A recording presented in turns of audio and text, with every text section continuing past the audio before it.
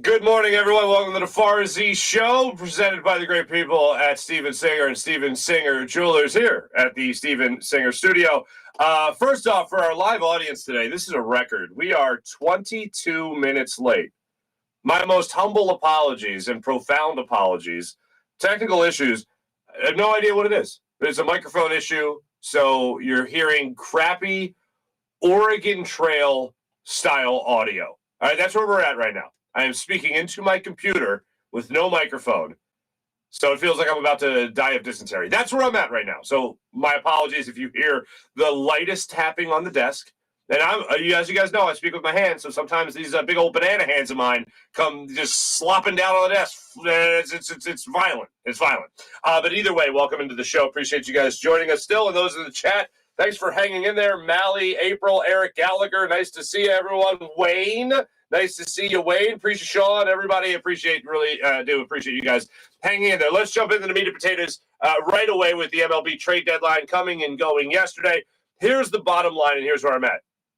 The Phillies are a better team today than they were when we woke up yesterday. That's the position that they're in. Now, how did we get here? Let me start with this. Let's start with the center field. Let's start with the first move. We'll go in chronological order from yesterday. Logan O'Hoppe was one of the 5 guys that we had talked about that, of course, were on this list yesterday and the day before that we talked about really all week leading up to the MLB trade deadline. Andrew Painter, Mick Abel, then right there, Logan O'Hoppe.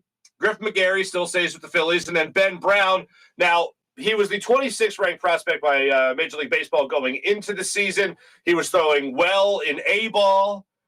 Not even in Clearwater, but in A-ball nonetheless. And I believe it was Baseball America ranked him in their midseason report number 7 in the Phillies prospect list. MLB Pipeline still had him down at number 26. So depending on what you believe, Ben Brown was either a number 7 prospect or a number 26 prospect.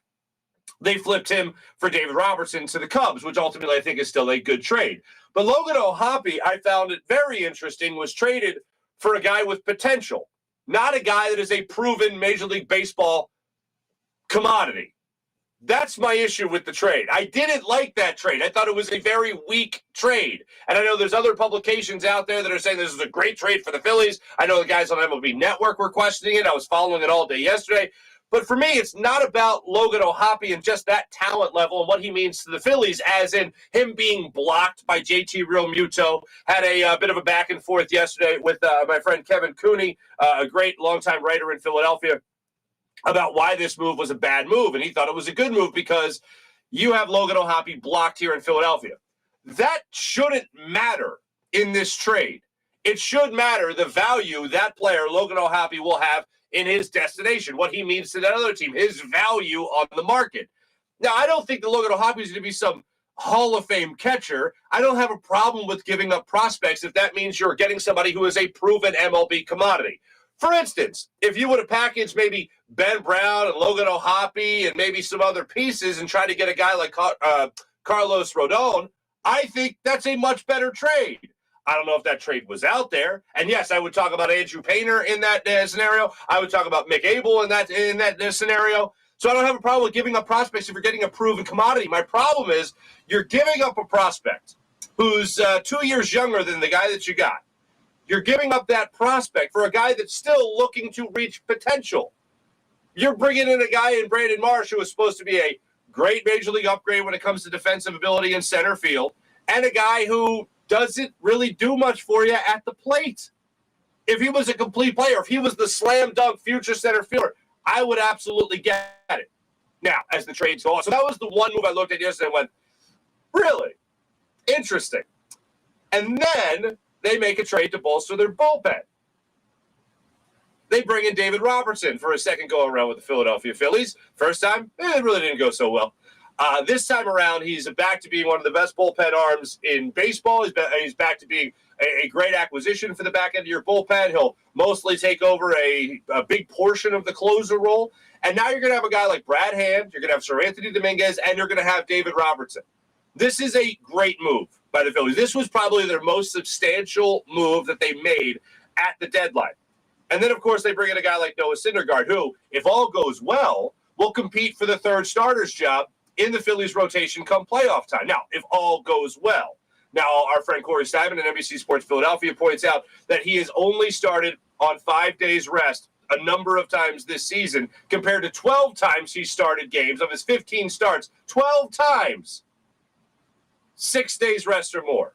So they have been very careful with him coming off of Tommy John surgery. And we had talked about that last week when we started to hear about the Phillies kicking the tires on Noah Syndergaard. I was all for that trade because I didn't think you'd have to give up a lot. They ended up giving up Mickey Moniak, who it seems like just wasn't going to work out here in Philadelphia, and they had to give up another prospect to go along with him as well.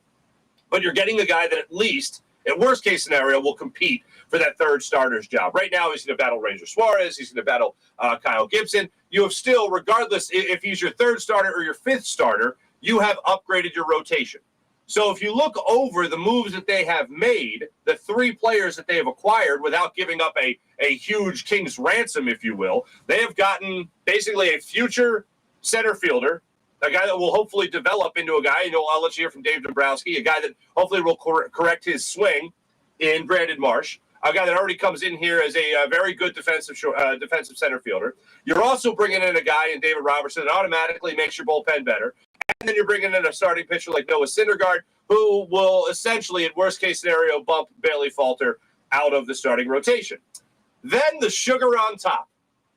Then what a lot of people got excited about.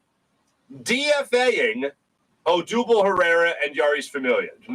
Jairus Familia. DFAing those 2 players made a lot of people happy. Now, as I told you guys yesterday, I was on Fox 29 after the show. I'll be on Fox 29 again today after the show.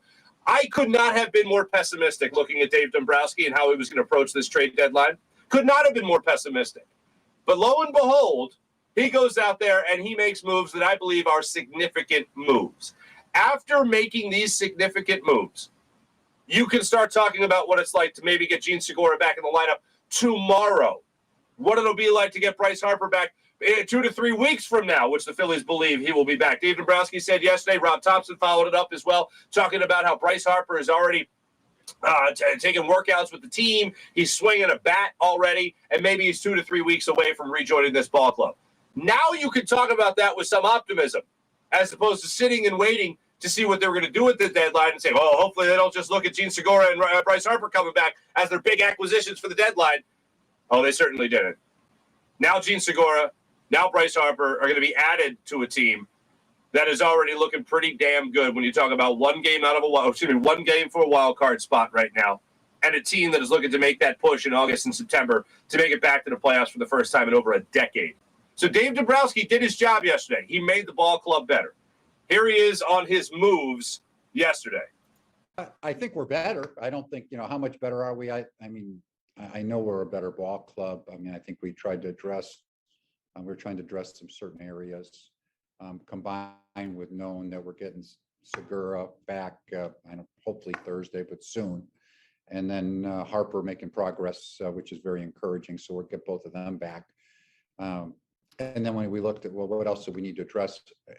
People don't talk much about it, and I understand it, but we got Sosa and Sosa last week. We think he's an outstanding defensive shortstop with a chance to hit too as time goes on. And then we keep talking about our defense. We've also talked about needing a center fielder, and we really like Brandon Marsh a lot. Think he's a quality young player, a Gold Glove type center fielder from a defensive perspective. Still young and growing from an offensive perspective. But our hitting people think that he has some very correctable areas for them to work with. I have a great deal of faith in them. And let's hope that they are able to correct that. So when Kevin Long get after it with Brandon Marsh, if you turn him into a legitimate all-around center fielder, then you've solved that problem. When you think about it, the Phillies went into yesterday with Mickey Moniak still having a small, minute chance of being the center fielder of the future for the Phillies. Matt Vierling, not so much. Odubel Herrera, certainly not. Now that's Brandon Marsh. Now it's a guy that's got 2 seasons practically under his belt at the major league level. And if they can correct those mistakes, make those tweaks in his swing and his approach at the plate, then yeah, you're going to be talking about a guy who is worth waiting another season for. And a guy that will be a huge return on your investment for trading a guy that, yes, to you, wasn't going to be worth much over the next 3 years, considering you still have JT Realmuto under contract here in Philadelphia. So that, for me, I think is still an interesting deal and will hopefully work out if he can get his bat to come around. These aren't major upgrades by any means, but they are certainly upgrades. The major upgrades to this team right now will be when you do get your two healthy players back, your two injured players back in Segura and Bryce Harper. But this is a big step, at least in the right direction. As I termed yesterday, it's significant. If I have to really put in order of the moves that I think have the biggest impact on this team, I think it's Robertson, number one. After that, I think it's DFAing Odubel Herrera. Then I think it's being able to bring in a guy like Noah Syndergaard to round out your rotation. Then after that, I think it's DFAing Jarius Familia. And then after that, I'd have to go with bringing in Brandon Marsh, because you're still looking at a project of some sort in center field. Yes, he's better than what you had, at least from the defensive standpoint alone, which is if I was banging the drum for Mickey Modiak to at least get center field reps, to be at least a defensive replacement out there, then I got to be at least happy that they added this player. What still will stick out to me after this trade deadline was that they couldn't package Logan O'Hoppe and Ben Brown and maybe even Andrew Painter or these guys and Mick Abel to try to go out there and get a better commodity, a guy that would push for that third starter's role, a guy that would be maybe a more dominant center fielder for you. The guy that I wanted yesterday, because you would have 2 years of control as well, will be Michael Taylor from the Royals. I thought that would have been a better fit in center field. I say that just so you don't know, just so you guys know, I'm not just throwing criticism the Phillies' way. There's another option out there. Now, maybe they did, and the Royals just said, get the hell out of here, forget about it, we don't want it. Maybe that's the case. But I think as time goes on, a couple of days after the trade deadline, things start to come out about deals that were on the table, and they decided not to cash in. Now, Dave Dombrowski also spoke about his starting pitcher acquisition, specifically in Noah Syndergaard, and what Phillies fans can expect from him going forward. Well, his stuff is down from where he was in the past. There's no question about that. But he's still throwing, mid-90s with. He's just a different pitcher. He throws with tremendous sink. He's got a great sinker at this point. That's his primary pitch. But he's pitched very effectively this year in a 5-6 inning type of role.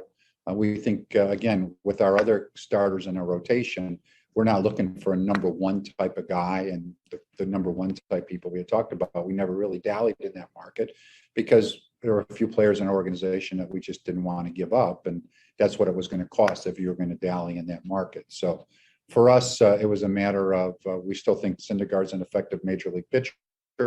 I'm thinking get big leaguers out with the bullpen that we have. If we can get 5 to 6 strong innings out of our guys, now we're deep enough, I think, in the pen too. We're in a position where we can win some ball games that way. And they certainly are, as far as the bullpen goes. I know last night wasn't the best example of that, and we'll get to that game. But the Phillies bullpen, outside of Jarius Familia, who's no longer with the team, can't say that enough, Odubel Herrera no longer with the team. Outside of that, the bullpen's been pretty damn good. Outside of yesterday, the bullpen's been pretty damn good.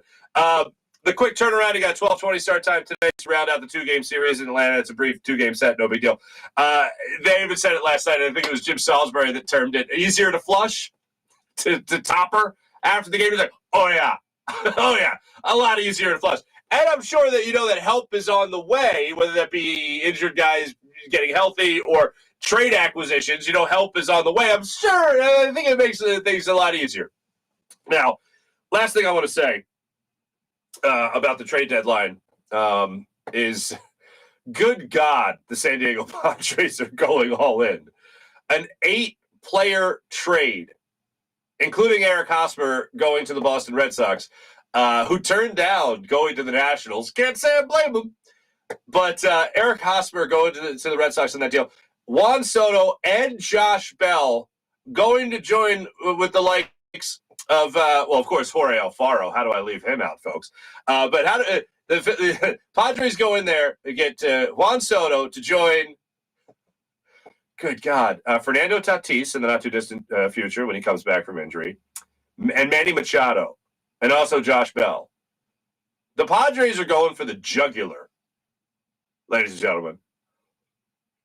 I'm going to go ahead and assume that the Padres are going to be in big time for the Juan Soto sweepstakes after this year when it comes to that contract and all that. But they're certainly going after it. And I'll say this: Philadelphia is a slightly larger market than San Diego. And I know the Phillies, I don't think it's fair to criticize the Phillies a lot for spending. It certainly was in the past, but when you're going over the luxury tax, yeah, that means you're doing everything you can, and you still make some acquisitions. You don't break the bank for it, but you still make some acquisitions. The Phillies have certainly done their share of spending money.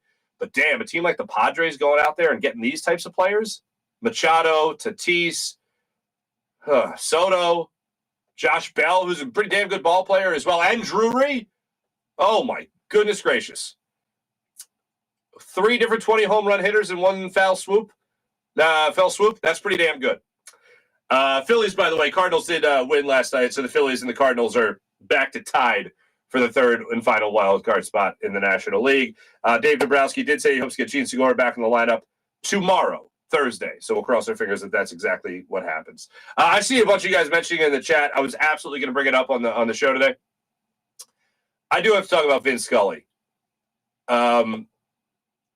Everybody who cracks open a microphone, regardless of music, radio, regardless of play-by-play, shock jock, anyone, podcasters, every single person that speaks into a microphone, or in this case today, my computer, wants that storytelling ability of Vin Scully.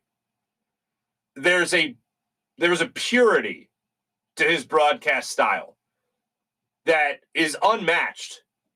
And I really think that we throw around the term GOAT way too often. And it really dilutes greatest.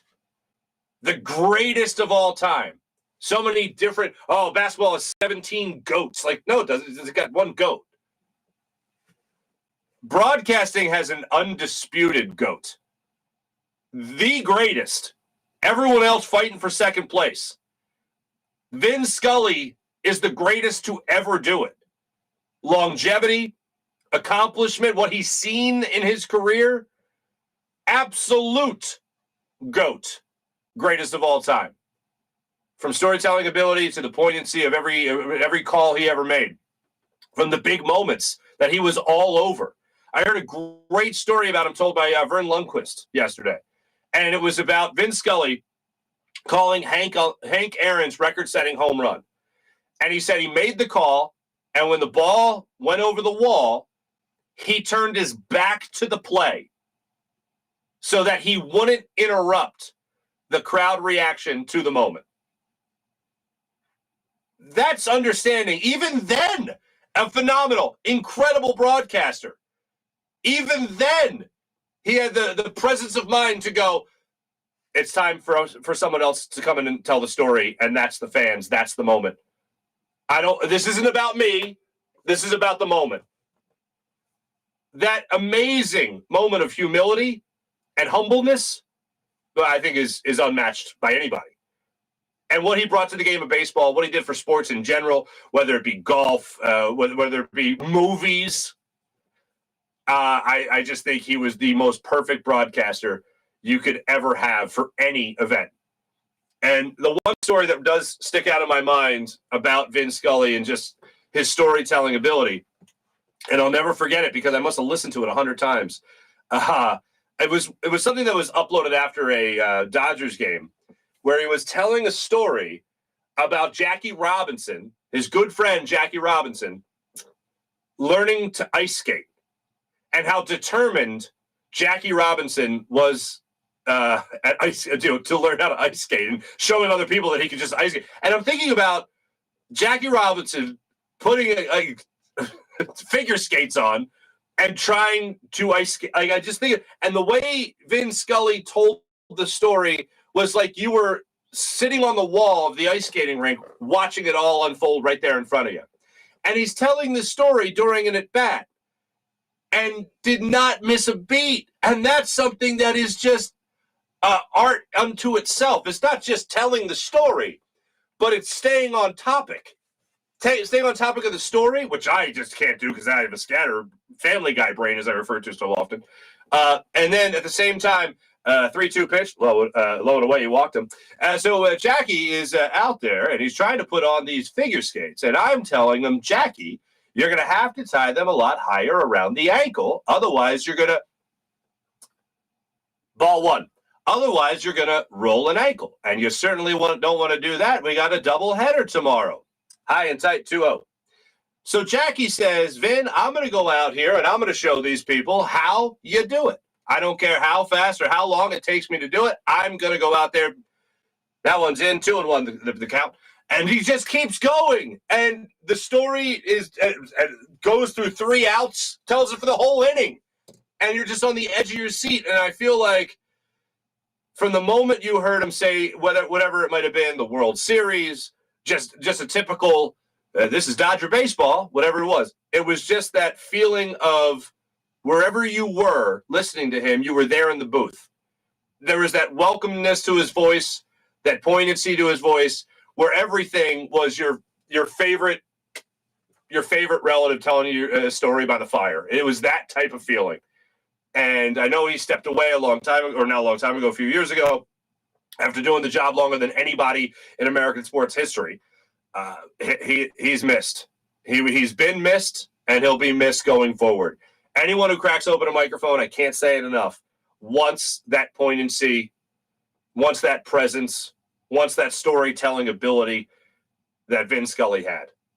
May he rest in peace. And gosh, to his family, thank you for sharing with us. It's one of the things I think you should always say about people that live in that public life, because they sacrifice a lot personally. And man, he'll be missed. Certainly be missed. So those are my thoughts on Vin Scully. And I will say, him in For the Love of the Game, I've said this before. For the Love of the Game is like the most perfect movie ever in terms of it's got just enough baseball for the baseball fan. When I was that movie came out when I was in high school, and I remember likening it to it was a perfect date movie where it had enough baseball for me and had enough love story for the lady I was with. That was the perfect movie. And Vin Scully only added to that. It was like if you heard Vin Scully's voice, it was one of those things you just knew it was a big game. So, again, he will be missed. Let me tell you guys about the great people at Steven Singer and Steven Singer Jewelers. My man, Steven Singer, the other corner of 8th and Walnut, right there on Jewelers Row. When it comes to your jewelry purchases, you trust one man in Philadelphia. The man Philadelphia has trusted for over 40 years. Because the man doesn't say he's in a jewelry business. The man says he's in the love business. And that's my dear friend Steven Singer of Steven Singer Jewelers. The other corner of 8th and Walnut, right there on Jewelers Row. And here's what Steven's giving you. The perfect price guarantee every single day. There's not some sale. There's not some promo code. No. It's just the perfect price every single day. So when you walk in, you don't have to worry about haggling or negotiating. When you go to buy your diamond, you're not thinking, is the guy next to me, is he saving more money? Is she saving more money than I am because they're a better negotiator? No. They're getting the perfect price. Oh, what am I missing? What angle am I missing? No. You can rest assured.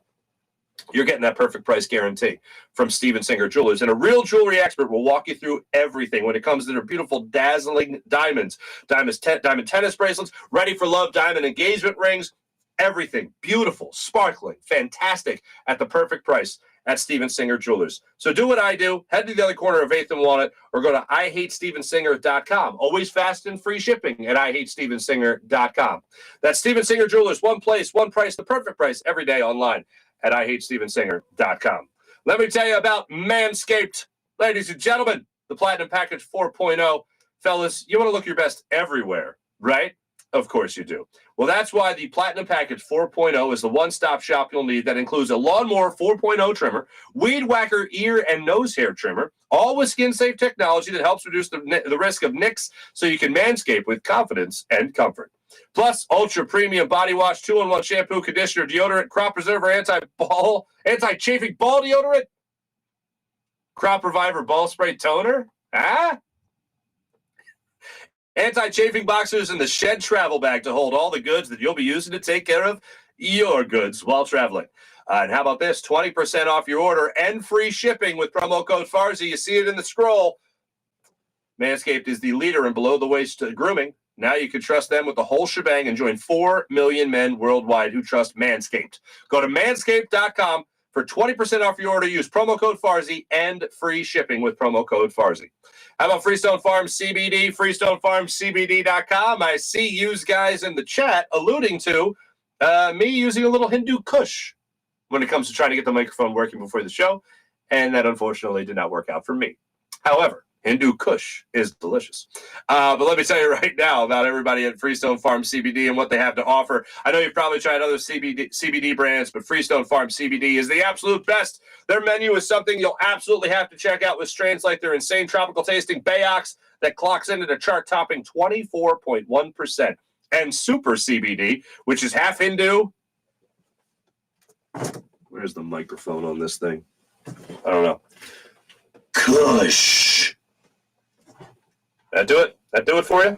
And 21%. The genetics of these guys are off the charts. They grow all their premium hemp flower in the garden, stay with all organic inputs and IPM. There's absolutely nothing synthetic from farm to jar. And after harvest, they carefully preserve all the plant compounds with a perfect 3-month cure. Just one look or smell is enough to let you know it's CBD done right. And that's a great product for anyone looking to take a more natural approach to everything that they're putting in their body. Oh, and how would you like 20% off that as well? Go to FreestoneFarmCBD.com and use promo code Farzy at checkout. FreestoneFarmCBD.com, promo code Farzy for 20% off at checkout. Fellas, you have an issue in the bedroom? If so, Blue Chew has entered the chat. That's right, Blue Chew. BlueChew.com. Use promo code Farzy there too and get your first month free. Just pay $5 shipping. Blue Chew is a unique online service that delivers the same active ingredients as Viagra and Cialis, but in a chewable form at a fraction of the cost. Blue Chew's tablets help men combat all forms of ED. And again, Blue Chew is an online prescription service, so there's no embarrassing trips to the doctor or pharmacy as Blue Chew ships right to your door in a discreet package. And here's the Blue Chew process. Sign up with BlueChew.com, consult with one of their licensed medical providers, and once you're approved, you'll receive the prescription within days. And it's all done online. Also, Blue Chew's licensed medical providers will work with you to find the right ingredient and strength for your prescription. Don't like swallowing pills? No problem. Here, Blue Chew's tablets are chewable. So it's not just a clever name. Blue Chew's tablets are made right here in the good old US of A. So it's American made. And they prepare and ship directly to your house, so it's cheaper than a pharmacy. Once again, here's a special deal for our listeners and our viewers. Try Blue Chew free when you use promo code Farzy at checkout. Just pay $5 shipping. That's BlueChew.com, promo code Farzy to receive your first month free. And how about PHL Sports Station, Philadelphia Sports Station, enhancing your Philadelphia sports fan experience across all social media and blogs. That's PHLSportsStation.com. Let's jump into the chat check. I want to get you guys your take. Oh, you know what? Hold on. Hold the phone. Sweet sassy Molassy. Hold the phone here for a second. I didn't even get the training camp yesterday. Brandon Graham said he wants to play for the Philadelphia Eagles for another a total of 15 years. He's got, what, 3 years to do that? 3 years left? I'll take Brandon Graham in the same way that I will take Jason Kelce. I need that energy on that defensive line. I need that energy on the offensive line. For as long as you guys want to play away. You guys are welcome in Philadelphia for as long as you guys want. Those are the guys that have the lifetime contracts. Bobby Clark got one in hockey. I need Brandon Graham and Jason Kelce to get lifetime contracts as well. Brandon Graham says he wants to play for 15 years. Please, Howie, you do your thing. Although Brandon's got his own shirt business now. He's his own clothing business. So he might already have and when he was on this show a while back, Brandon Graham talked about how he wanted to be a broadcaster too. And boy, he could do it. He could absolutely do it. Let's jump into the chat check. Oh, no, this is what I wanted to get you. Let's see if I can get this queued up here. Yeah, here it is. All about the passing game. Everyone wants to know about Jalen Hurts, how he's performing in practice. I just wanted to give you guys another perspective on it. And I'll play this for you first from Shane Steichen, Eagles offense coordinator and play caller. What? Talking about Jalen Hurts and what he's been bringing to the table in the passing game. Here's Shane Steichen. I think it's been good. I think we've had some ups and downs at times, but I think, honestly, Jalen's looked really good. He's efficient throwing the football right now. He's getting the ball out on time, and the receivers are making plays. There's always things to correct, right? When you look at the practice tape, there's always things we can get better at, but that's what training camp's for, but it's been good.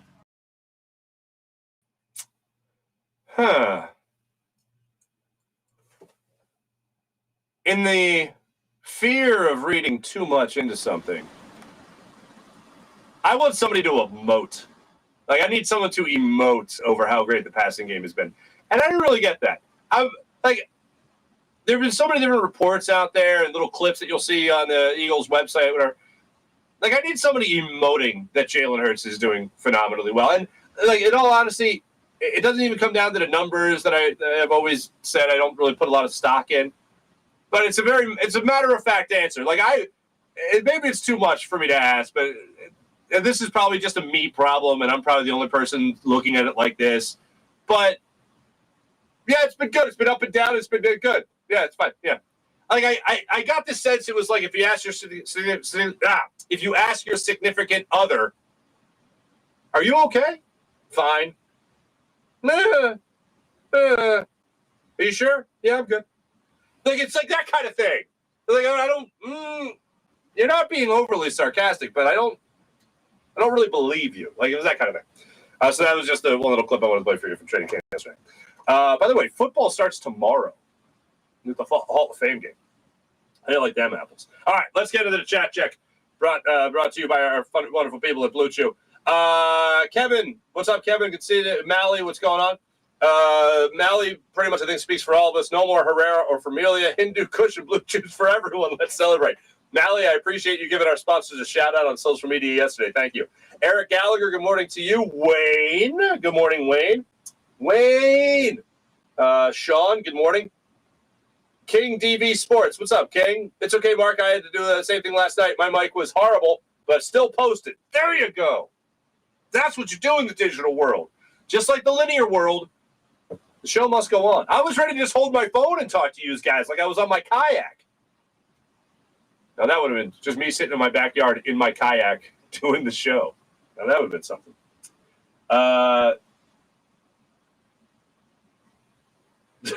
April, you need to go to Best Buy and at least get a plug-in mic for your computer as a backup. April, that's sound advice.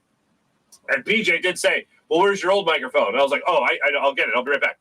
And I go and get the one that plugs right in your computer. And I go and get it, or I go and try to get it where I thought it was, and it's not there. So I need to find where my backup microphone is. And maybe keep it at my desk. Mally, Marc Arc? Is that just a typo, or is that a new nickname for me? Marc Arc rolled a joint, and that looks like Thor's hammer. It took longer to smoke than he thought. That's why he was late. Strictly computer issue. April starts off the RIP for Vin Scully. A long life, but still sad to wake up to, certainly. PJ putting his respects for Vin Scully, no doubt. April, the DFA news made me way too happy. I mean, in all honesty, if I just would have told you at the start of the day, and this is what I said on Fox. Jeez, I'm, again, scatterbrained. This is what I said on Fox. The Phillies will have a successful day if they just get rid of Jarius Familia, and Odubel Herrera. And they did that and upgraded positions at the same time. Mally, Marc has too much fun reading the Blue Chew ad, or maybe it's just the Kush. Maybe it is. Leave Farzy alone. He failed kindergarten. He wouldn't know. Sean, you're damn right. I did fail kindergarten. Quarterback coach. Let's talk. A QB coach that talks fast can't be trusted. Mally, Marc, typo, my bad. Yeah, no worries. Thanks, everybody in the chat check. You guys are fantastic, as per usual. Morning Rush. Oh, Joe. What's up, Joe? Welcome in. Mullet, what's going on? Nice to have you. Joe, nice to have you. Marc Arc is a great nickname. I thought he was trying to say narc for a second there. And I was like, easy there, buddy. I'm no narc. Come on now. All right, let's get into our morning rush brought to you by Sky Motorcars, SkyMotorcars.com. Want to go back to the trade deadline for this Phillies, like I said earlier today. Oh, I didn't even talk about the Phillies game last night. I'm all scattered because I'm talking into a computer. Phillies game last night, they lose 13-1. Just know, morning rush brought to you by Sky Motorcars. Just know that every time I hear the word bullpen game, and I understand that bullpen games are far more common than they were, say, 8-10 years ago. Because we all remember the Chase Utley return after a long injury, and Chad Qualls was pitching for the Phillies, and Ruben Amaro Jr. announced that they were going to have a bullpen game on Chase Utley Day, essentially. And I'm like, well, that doesn't sound the best chance to win. I hate bullpen games. And then, like, even last year in the playoffs particularly, I'm watching the playoffs, and, like, there's no starters. There's openers, which means they just have a bullpen arm pitch the first inning. And I'm like, well, this kind of sucks. Like, where are the days of the guys going 7 innings strong, like seeing a starting pitcher go out there as the workhorse and all that? Like, those days seem long gone now. But whenever I think of the words bullpen game, whenever I hear those words, just know that I immediately in my brain jump to a 13-1 loss. And wouldn't you know, yesterday, the Phillies go out there with a bullpen game and get rocked 13-1 by the Atlanta Braves. Wouldn't you know? Isn't that just great? And yesterday, they run into, a lot of trouble in this 13-1 loss, particularly the trouble that they ran into in that 5th inning, where they allowed 6 runs to score. 6! Here is your lineup yesterday. Nelson, Brogdon, Bellotti, Knebel, Appel, and Morales. Morales also got tattooed a little bit, too, allowing 4 runs in that ballgame. But things really weren't looking good, as Corey Knebel only pitched 2/3 of an inning and allowed 5 runs in the time, especially in that in that 5th inning. So we all knew it was going to be leave a lot to be desired. And offensively speaking, Derek Hall's the only guy that came up with a decent offensive day. Hey, Nick Castellanos got another hit, so that was nice. But Derek Hall had 2 hits. His first hit in the ballgame came in the 2nd inning, ended up scoring a run, went off the glove of their first baseman, Olsen. He just tattooed it, and it should have been a line drive out. It wasn't. Nick Castellanos ends up scoring from first as they start chasing down the ball that ended up going into foul territory down the right field line. And Ronald Acuna Jr. lollygagged it. If he even took a step, Tom McCarthy was all over it on the broadcast yesterday. But I'm waiting just as someone who understands the little league basics of baseball. I'm like, where's the right fielder? You're making your second baseman run all the way out there? Like, what are you doing? And Acuna was just this like, oh, he's got it. Meanwhile, he's still chugging after the baseball. Nick Castellanos is running around second, around third, scores standing up. To all the young players out there, run the bases like Nick Castellanos did yesterday, and back up the play if you're the right fielder. Not that I was complaining. Not that the Phillies taking a 1-0 lead. So, and they're only running the ball game. But Derek Hall, good for you.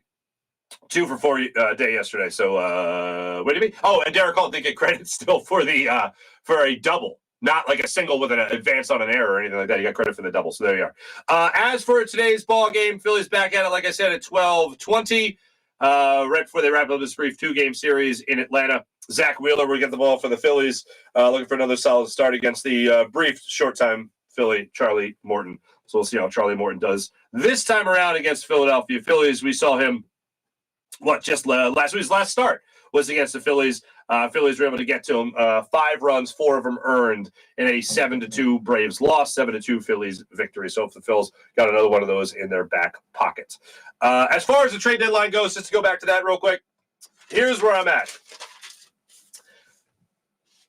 The Phillies will need to upgrade that center field position, both in the field and at the plate.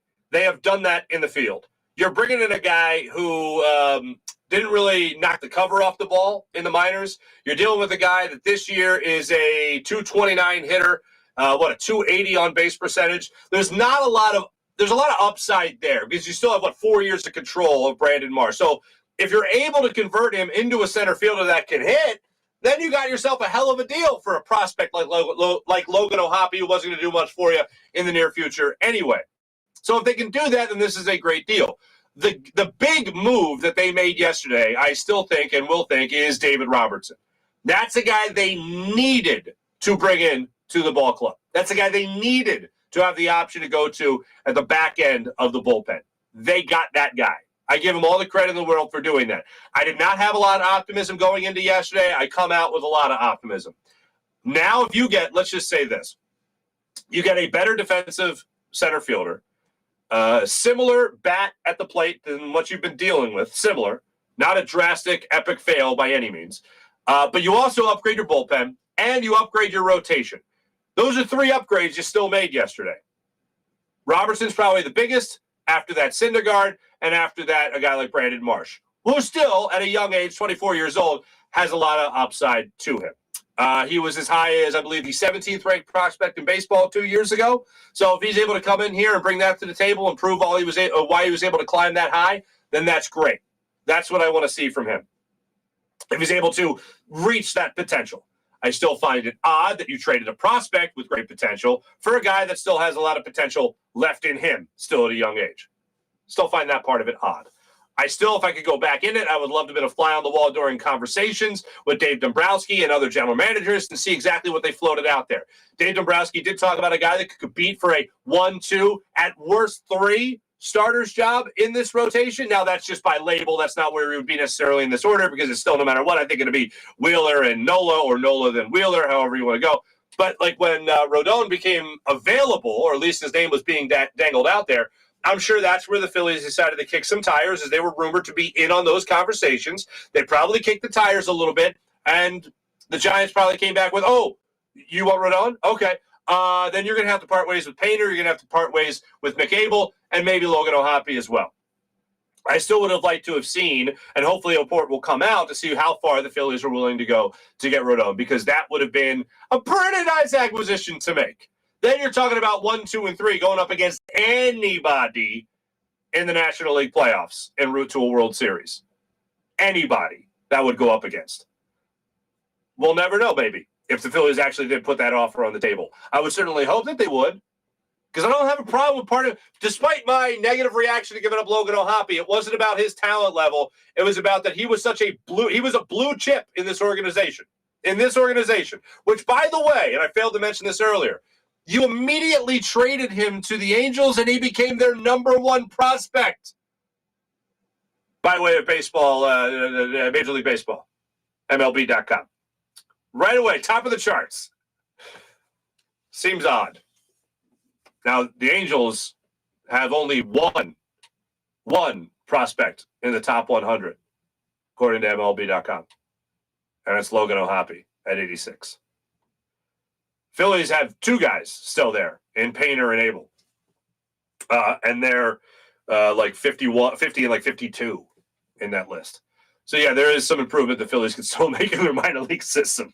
And I did enjoy the people that got back to me saying, oh, my God. He was the best. This is on Twitter. I put Logan O'Hoppe is on it. It just became the Angels' number 1 prospect. People are like, oh, my God. Their farm club sucks more than ours. Yeah, it is interesting to find that.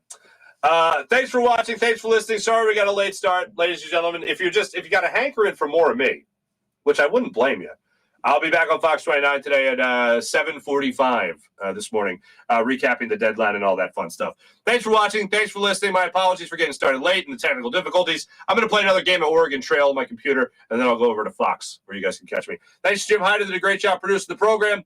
This is a Buzz Sports Entertainment production. My name is Marc Farzy. This is the Farzy Show, presented by the great people at Steven Singer Jewelers from the Steven Singer Studio. Have a great rest of your day, everybody. Take it easy.